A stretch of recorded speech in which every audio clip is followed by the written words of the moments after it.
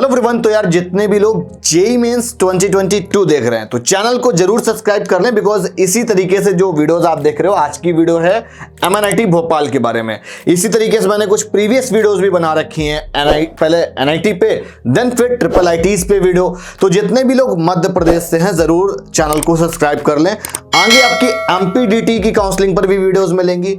अभी के लिए फिलहाल कुछ वीडियोस मैं प्लान करके आया हूं, जैसे कि आपको पहली वीडियो आपके एमएनआईटी भोपाल पे, दूसरी अटल बिहारी वाजपेयी इंस्टीट्यूट पे जो ट्रिपल आईटी बहुत पुराना वाला है, देन उसके बाद ट्रिपल आईटी ग्वालियर पे। इन सारे कॉलेज में ऑलरेडी बहुत सारे स्टूडेंट्स हैं जिनको मैंने काउंसल्ड किया हुआ है, आज के टाइम पे वो इस कॉलेज पे हैं।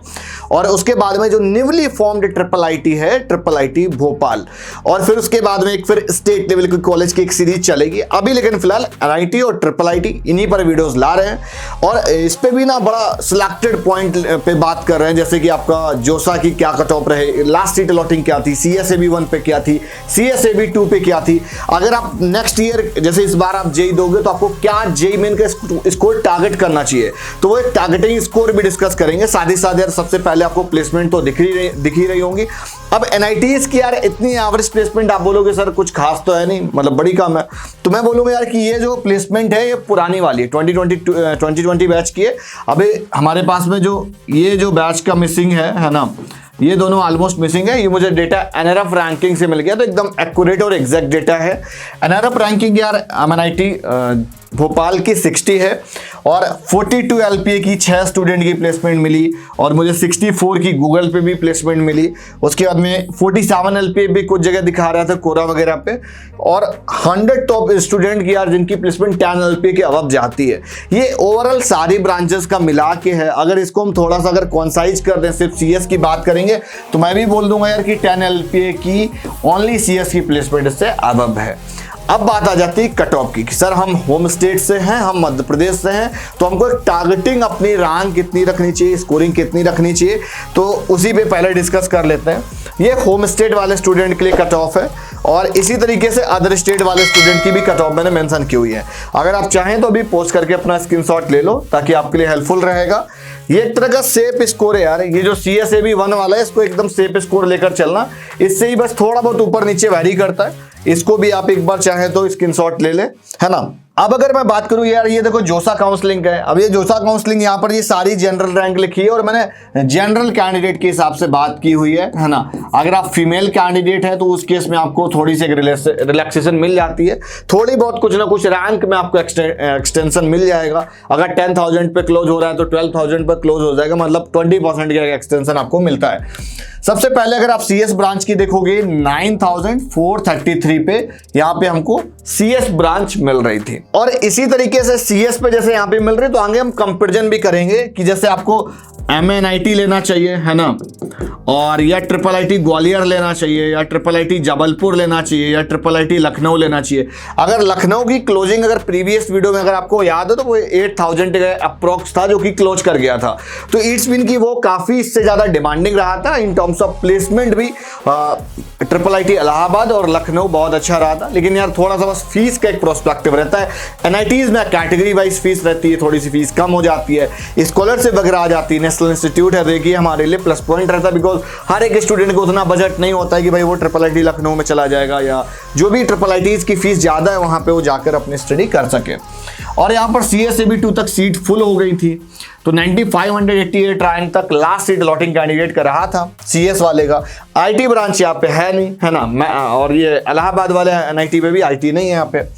इसी में अगर हम बात करेंगे तो अप्रॉक्स 16,036, 16,046, 16,235, तो मैं मान के चलता हूँ इसका जो सेफेस्ट स्कोर होगा वो 16,000 के अप्रॉक्स ले लो, इसका आप 9,000 के अप्रॉक्स ले लो। अगर आप मध्य प्रदेश से हो तो आपके होम स्टेट के लिए जनरल कैंडिडेट के लिए कट ऑफ्स रहेंगी।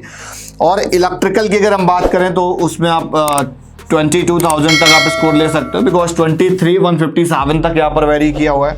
इसी तरीके से मैकेनिकल का 30, 31, 31,545 तक गया हुआ है, तो 31 इसका एक सेफ स्कोरिंग आ जाएगा, ठीक है। केमिकल की बात करेंगे तो 35,000 तक आप सेफ स्कोरिंग 36 तक ले सकते हो, यहाँ पे 38,601 तक वेरी किया हुआ है। देन फिर सिविल, है ना। अब ये जो केमिकल ब्रांच है वो काफ़ी ज़्यादा डिमांडिंग है इन टर्म्स ऑफ सिविल या और भी जो लोअर ब्रांचेस रहती है। इट्स मीन कि मैकेनिकल मैकेनिकल के बाद आप और भी जो वीडियोस देखोगे तो उनका भी ट्रेंड कुछ आपको ऐसे ही मिलेगा। मैकेनिकल खत्म होते ही लोग केमिकल में जाना शुरू कर देते हैं। तो ये एक आगे के लिए एक अपनी प्रेफरेंस रख सकते हो, अगर आप केमिकल में इंटरेस्ट रखते हो तो बहुत अच्छी चीज़ है। फिर उसके बाद में सिविल में अगर आप देखोगे 47,000 तक मिल रही थी, है ना। और उसके बाद में material science and material engineering 57,000 तक यार। तो ये होम स्टेट वाले अगर कैंडिडेट की अगर हम ओवरऑल बात करें तो उसको 57,000 तक कहीं ना कहीं एनआईटी मिल जा रही थी। मतलब अगर होम स्टेट एनआईटी की बात करें भोपाल वाली की, तो अगर 50,000 रैंक थी, 55 थी, तो उसको कहीं ना कहीं एनआईटी में एक लोअर ब्रांच ऑप्ट कर सकता था। बाकी अगर वो अपग्रेडेशन के लिए चला जाता तो बहुत सारे स्टूडेंट ऐसे होते हैं जो अपनी ब्रांच अपग्रेड भी करा ले जाते हैं, बिकॉज अपग्रेडेशन का भी एक रूल रहता है। फर्स्ट सेकंड सेमेस्टर के बाद में थर्ड सेमेस्टर के लिए आपको अप्लाई करना रहता है।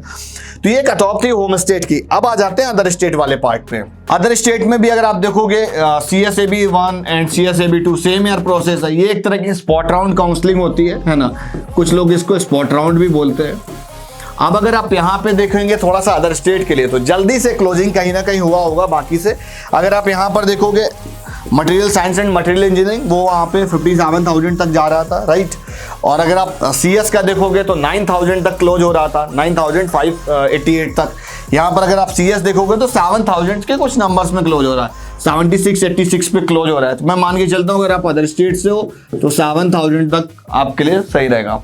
अब यहाँ पे आप अदर स्टेट से थे, आपको 7,000 पे ये मिल रहा था, राइट। अगर आप आगे अगर आप IIIT ग्वालियर की जैसे वीडियो देखोगे तो उसमें भी आपको CS मिल रहा होगा। अब अगर आप दोनों में प्लेसमेंट की कंपैरिजन देखोगे तो एक गोल्डन अपॉर्चुनिटी आपको IIIT ग्वालियर में ज्यादा अच्छी मिलेगी। उसके बाद में अगर आप EC ब्रांच का देखोगे 14,989 तक, है ना। तो सेपिस्ट स्कोर अगर आप देखना चाहो तो इसका 13,000 रख सकते हो, ठीक है। अगर आप इलेक्ट्रिकल का देखोगे 21,225 मतलब 225 तक मिला हुआ था 21,000 में, उसके 20,000 के अप्रोक्स आप सेफ स्कोरिंग रख सकते हो। मैकेनिकल का देखोगे तो आप 30,000 तक आपको मिल रहा था, है ना। तो इसकी भी आप 28,000 तक स्कोरिंग ले सकते हो। मैकेनिकल यार इसलिए ज़्यादा डिमांडिंग है क्योंकि मैकेनिकल के थ्रू गवर्नमेंट जॉब्स में काफ़ी सारे ऑप्शंस रहते हैं और बहुत सारे स्टूडेंट आपको यार डेडिकेटेड मिल जाएंगे जो कि मैकेनिकल ब्रांच से होते हैं। और बहुत सारे स्टार्टअप बेस्ड जितने भी अभी यूनिकॉर्न्स स्टार्टअप आप देखोगे तो बहुत सारे लोग ऐसे हैं जो कि मैकेनिकल से मिलेंगे या केमिकल से मिलेंगे या मेटलर्जी से मिलेंगे। तो मतलब लोअर ब्रांचेस में से ज़्यादा ऐसे लोग निकलते हैं। अब अगर केमिकल की बात करेंगे तो 35,000 तक मिल जा रहा था, है ना, 35,000 तक। अब अगर आप सिविल ब्रांच की बात करोगे तो वो भी यहाँ पे 38,000 तक मिल जा रहा था। ये एक तरह की सारी ब्रांचेस वाइज और जनरल कैटेगरी की कट ऑफ थी। और एक ब्रांच यार बहुत लास्ट में लिखी हुई है मैंने, मैथमेटिक्स एंड डेटा साइंस, है ना। तो ये भी काफ़ी डिमांडिंग रहा था। 5 ईयर प्रोग्राम है यार और 14,000 15,000 तक क्लोज कर जा रहा था, है ना। तो अगर आपको जब भी आप काउंसलिंग करो तो उसमें वही सिलेक्टेड ब्रांच रखनी चाहिए जिसको आपको लेके डेडिकेटेड हो। आप पहले से सर्च आउट करके रखो। कुछ भी डाउट क्वेरीज हैं, कन्फ्यूजन्स है तो हमारी टीम से कंसल्ट कर सकते हैं। वीडियो आज की यहीं तक। अगर आपको इसी तरीके से और भी किसी NIT पे किसी IIIT पे वीडियो चाहिए कट ऑफ वाला, बिकॉज पार्ट आपको मिल तो सब जगह जाएगा लेकिन उतना अच्छे से आपको ब्रीफिंग नहीं मिलेगी। और बहुत ही जल्द हम आपको अपने एप्लीकेशन पे PDF वगैरह भी देना स्टार्ट कर देंगे। तो अगर आपको किसी भी IIT की, NIT की, IIIT की अगर PDF चाहिए होगी तो कट ऑफ प्लेसमेंट्स आपको सारा एक डेटा मिल जाएगा एक ओवरव्यू के फॉर्म में। तो वीडियो आज के यहीं तक। मिलता हूं नेक्स्ट वीडियो में फिर किसी नई जानकारी, किसी नया अपडेट डेटा रिसर्च के साथ में। तब तक के लिए बाय बाय।